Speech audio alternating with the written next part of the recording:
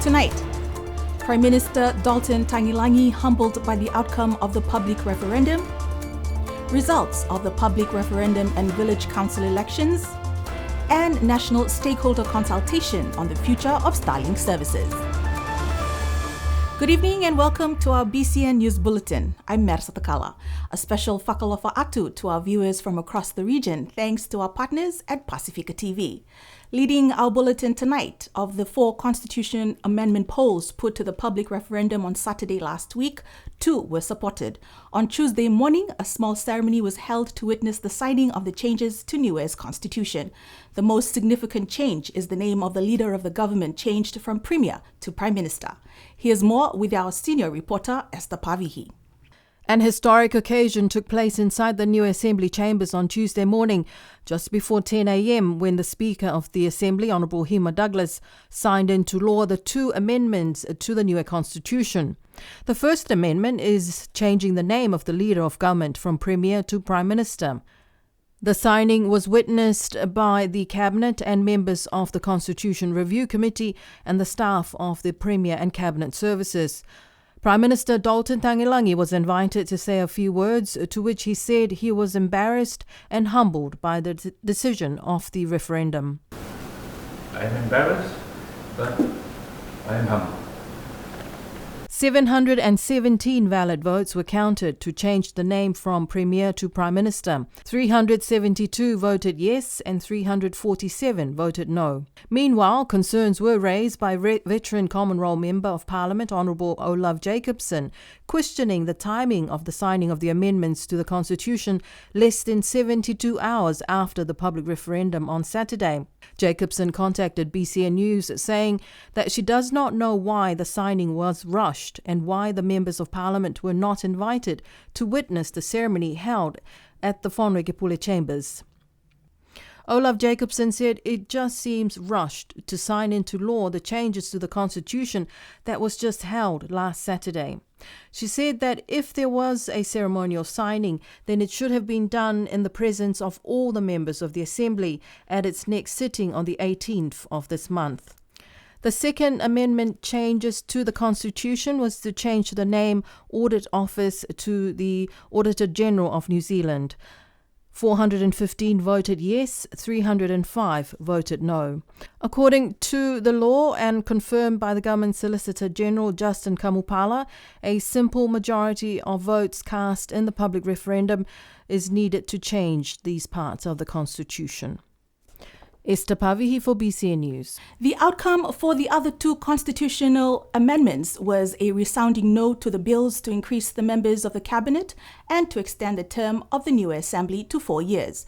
The final results for the village council elections for the 4 villages of Liku, Lakapa, Mutalau and Makefu were also released by the Chief Electoral Officer on Monday afternoon. A total of 721 valid votes were cast in the public referendum on Saturday. For the unsuccessful constitutional amendment polls to increase the number of the Cabinet from 4 to 6, more than half voted no, with 494 voting no, while 224 voted yes. For the unsuccessful constitutional amendment poll to extend the term of the new Assembly from 3 to 4 years, a resounding no, with 515 people voting no and 204 who voted yes. Meanwhile, here are the results of the village council elections for the 4 villages. The village of Liku elected Trina Kayuha, Christian Paumale, Simi Tominiko Sionetasi Pulhetoa, and Newland Paumale as their new village councillors. The village of Makefu elected Etaena Poihanga, Marcus Puletama, Ernie Tohovaka, Sionetali Lolani, and Charles Tohovaka as their new village council members. For the village of Lakapa, they elected Trevor Siakia, Luando Siakia, Ezra Tongiamana, David Tongiavalu, and Myrtle Mangatungia as their new village councillors. And for the village of Mutalau, they elected Harry Seddon Parker, Emeline Matangianga, Dave Tongakilo, Moka Helena Tongakilo, and Pelenato Born as the new members of their village council. Esther Pavi for BCN News. People showed up in numbers at yesterday's first national stakeholder consultation on the SpaceX Starlink services that was organized by the government's ICT Advisory Committee at the Niue Golf Club. The consultation was an opportunity for various parties and individuals to express their views and share ideas on the future of Starlink internet services in Niue.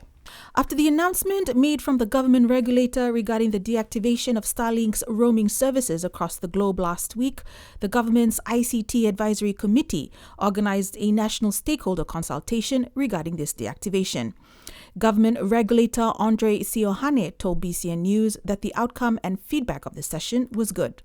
We had great feedbacks from those participants who attended, understanding what our roles in government in regards to regulations and compliance measures, and have great discussions along those lines, and also feedback from the users of internet. A presentation on the work of the government's ICT Advisory Committee was shared, and an update on the status of Starlink operations and responses throughout the year. Some of the questions raised were on how to obtain a Starlink license, the advantage of using Starlink services as expressed by some users compared to our local internet providers like Telecom Niue and Kanui. Telecom Niue CEO Anurag Tendon explained the operations and the long-term investment made by Telecom Niue. What a lot of people don't realize is when we talk about rolling out another site, one new site, in terms of just the capital expenditure alone, it costs about $600,000. That's the tower and the equipment. And to run the site costs another $60,000 per year in terms of power, the licenses, and all other ancillary things. And the technology moves so fast that every year or two you need to keep on upgrading, and that all has a added cost, and given the size of the market, 1,200 to 1,300 people, it becomes a little difficult to keep on investing. Siohane added the consultations and feedback will help them in making their decisions moving forward. We will continue our office, and also the ICT Advisory Committee will prepare the outcome paper, and we will share it with the government and also cabinet ministers as well, determine our way forward. The global deactivation of Starlink roaming services came into effect on August 22nd, demonstrating the company's commitment to adhering to countries' regulations promoting the responsible deployment of new technology.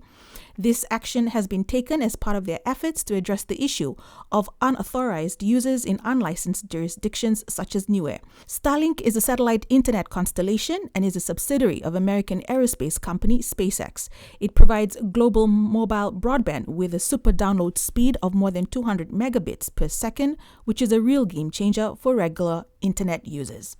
The annual 2024 Niue Honours Award granted by the Niue government will be closed tomorrow, Friday, September 6 at 4 p.m. There are 3 categories that you can nominate a person whom you think is highly deserving of an award. That includes the Distinguished Service Award, the Public Service Award, and the Community Service Award. If you have any further questions, please contact the Office of the Premier at Fale 402, or you can download the nomination form from the Niue government's website page. Meanwhile, Prime Minister of Niue, Honorable Dalton Tangilangi, has encouraged everyone on the island to clean up and beautify their properties, especially government departments, in readiness for the 50th celebration next month. In an interview last month, he said that he recognizes that this will require funding, but it is important to make the island look nice and clean for the celebration. BCN News understands that there will be a high-level delegation arriving especially for the celebrations, including the Governor-General of New Zealand and Niue Dame Cindy Kiro. The Niue Health Division's village inspection team completed the inspection for the village of Toi recently. According to their Facebook post, it was a success, expressing their gratitude to the community of Toi with the warm hospitality shown by the community. The next scheduled village inspection will be in Tuapa on September 10th and Alofi Tokelau on September 12th, followed by Alofi South 1 on September 17th and Alofi South 2 on September 18th. Meanwhile, as of Monday, September 2nd, there are now 2 active COVID-19 cases on the island with 3 recovered cases. The Health Division is urging everyone to continue to be aware of COVID-19 and to test yourselves if you're experiencing symptoms consistent with this illness. Last month, the Pacific Maritime Safety Program was in Niue supporting the delivery of water safety lessons to Niue Primary School children.